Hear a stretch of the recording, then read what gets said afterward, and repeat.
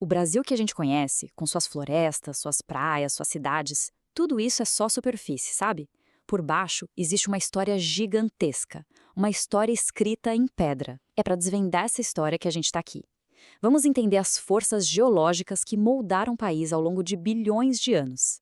É uma jornada que explica tudo, desde a ausência de vulcões até a sua imensa riqueza. E vamos começar com uma pergunta que parece um paradoxo. Pensa bem, o Brasil é um gigante, um dos maiores países do mundo. Mesmo assim, vive numa calma geológica que impressiona. Quase não tem terremoto forte, não tem vulcão ativo. Por que essa tranquilidade toda, hein?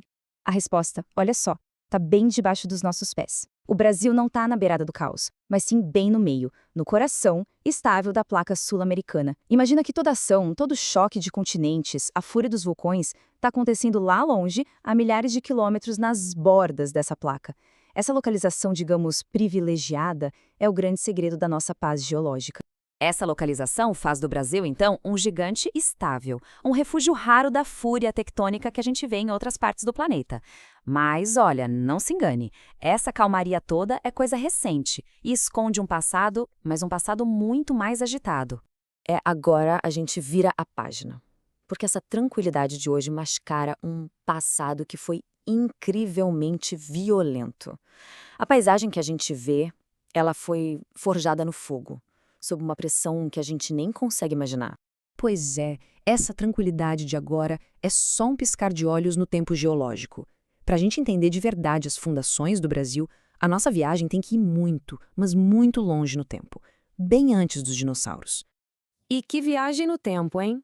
Dá uma olhada nisso. No coração da Amazônia, onde hoje tem floresta, existem rochas que testemunharam vulcanismo super intenso.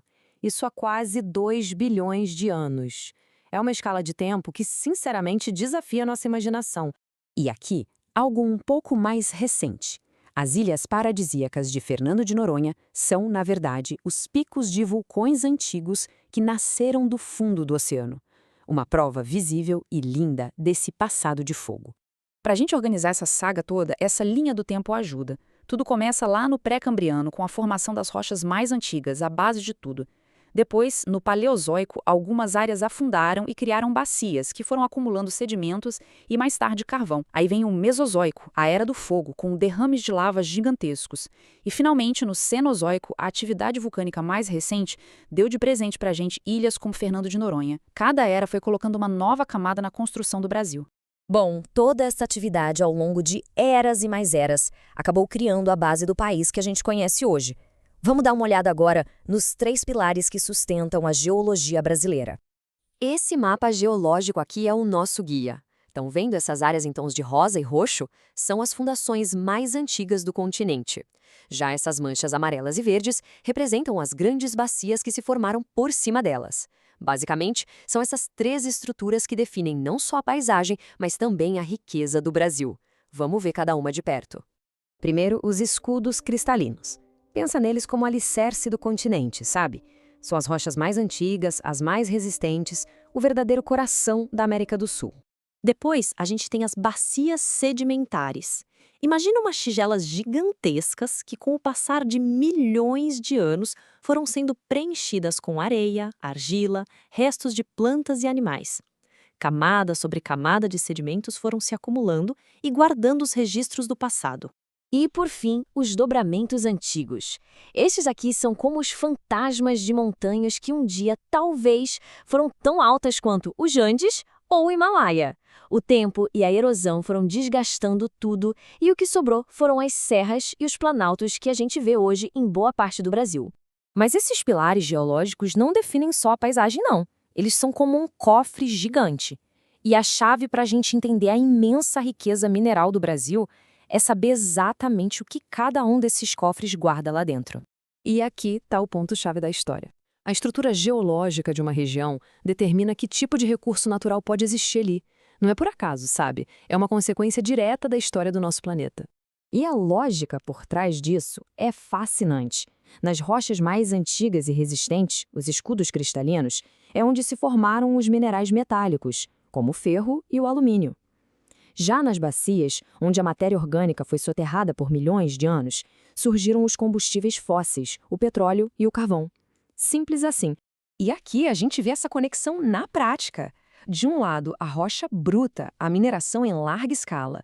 Do outro, os minerais valiosos que são extraídos dali. É um elo direto entre uma história de bilhões de anos e a economia de hoje. Para ser mais específico, o famoso quadrilátero ferrífero, lá em Minas Gerais, fica bem em cima de um escudo cristalino. As gigantescas reservas de petróleo do pré-sal estão em bacias sedimentares no fundo do mar. A geologia, no fim das contas, dita o mapa da riqueza. Bom, chegando ao final da nossa análise, vamos juntar todas essas peças para a gente entender o legado que essa longa jornada geológica deixou para o Brasil. No final, as peças se encaixam. Aquele passado de fogo e fúria deu lugar a um presente de estabilidade. E as estruturas criadas nesse processo todo se tornaram um alicerce de uma riqueza natural imensa. A tranquilidade de hoje é um presente do tempo, e os recursos que estão sobre os nossos pés, um legado direto da história do planeta. E fica a reflexão final, sabendo que a fundação do país foi escrita ao longo de bilhões de anos. Como é que essa herança geológica, com toda essa estabilidade e toda essa riqueza, vai continuar a influenciar o futuro do Brasil? A resposta? Bom, ela está sendo escrita agora, mas sobre uma base muito, muito antiga.